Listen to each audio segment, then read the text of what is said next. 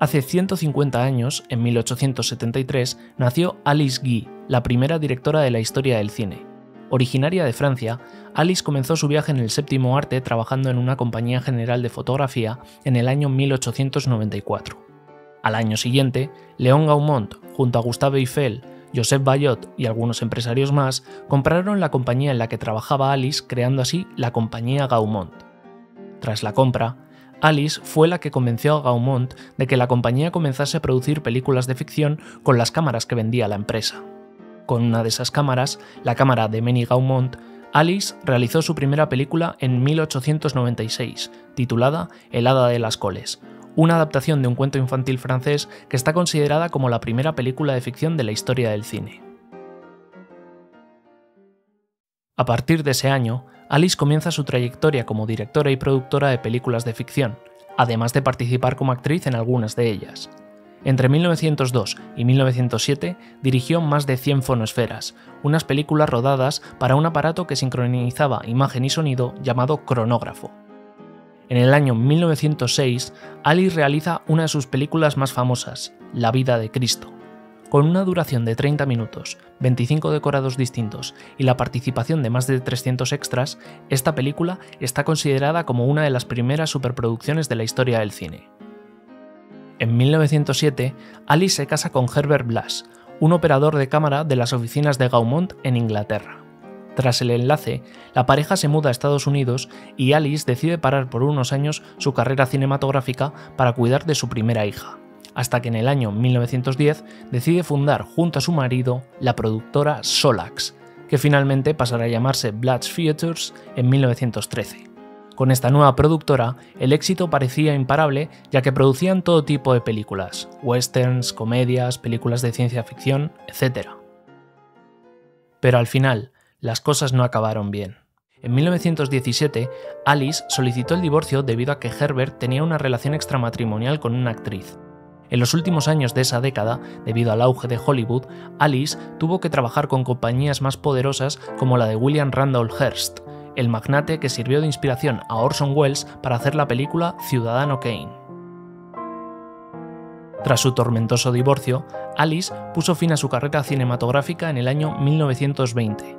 Ella regresó a Francia en 1922, pero su legado y su nombre habían empezado a caer en el olvido.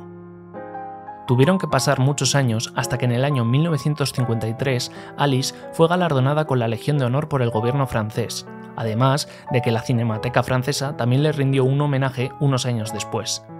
Pero esto no sirvió de nada para ella, puesto que en las posteriores décadas se silenció su aportación a la historia del cine. Es más, a unos pocos años de fallecer, en la década de 1960, Alice volvió a Estados Unidos junto a sus hijas para recuperar sus películas y todo el material que realizó a principios del siglo XX.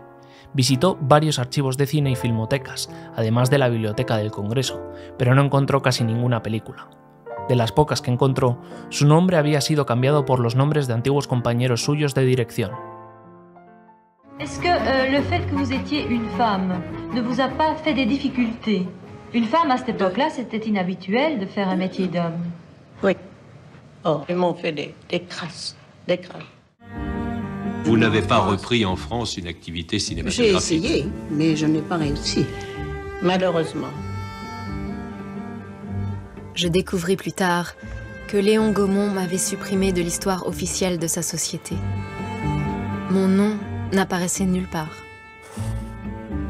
Lorsque je protestais, il me répondit « Ce n'est pas moi qui fais les catalogues, et puis c'est si peu important. » Vous savez, ma carrière féminine m'a valu bien des amertumes. Finalmente, Alice Guy falleció el 24 de marzo de 1968 en Estados Unidos a la edad de 95 años. En ningún periódico apareció su esquela. Después de toda su trágica vida, es importante saber por qué Alice Guy fue tan determinante para la historia del cine.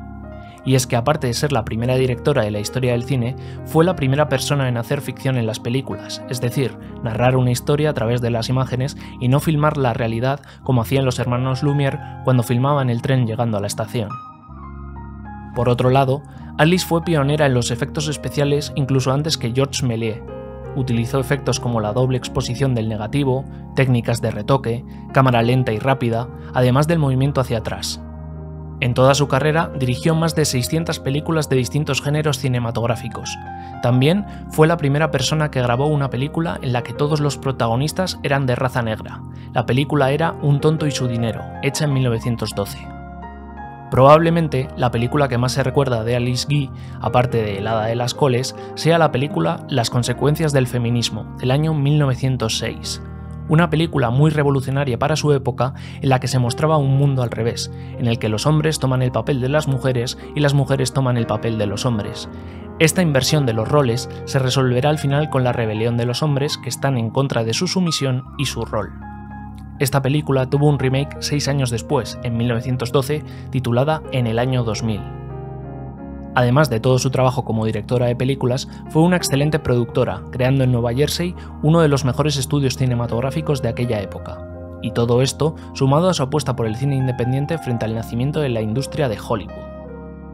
Con todo lo citado anteriormente, podemos ver cómo la historia casi borra por completo la vida y obra de esta pionera cinematográfica que tanto ha influido en la historia del cine, y que por suerte, en los últimos años, cada vez se va hablando más de ella. Es triste ver cómo en muchos libros sobre la historia del cine no se hable tanto o ni se mencione siquiera a Alice Guy. Y ya no solo a ella, directoras como Lois Weber, Elena Jordi, Lotte Reiniger, Elena Cortesina, Dorothy Arzner, Matilde Landeta, Ida Lupino, Wendy Toy, Agnes Varda, Lina Wermuller, Pilar Miró, Randa Haynes, Catherine Bigelow, Sofía Coppola, Jane Campion, Chloe Zhao, hasta incluso alguien como Leni Riefenstahl, que por desgracia de haber sido partícipe del nazismo, su influencia cinematográfica es innegable, al igual que el resto de directoras que he citado. Con todo esto, pienso que es súper importante reivindicar a todas estas mujeres que tanto han ofrecido al séptimo arte y que, sin ellas, el cine no sería el mismo como lo vemos hoy en día.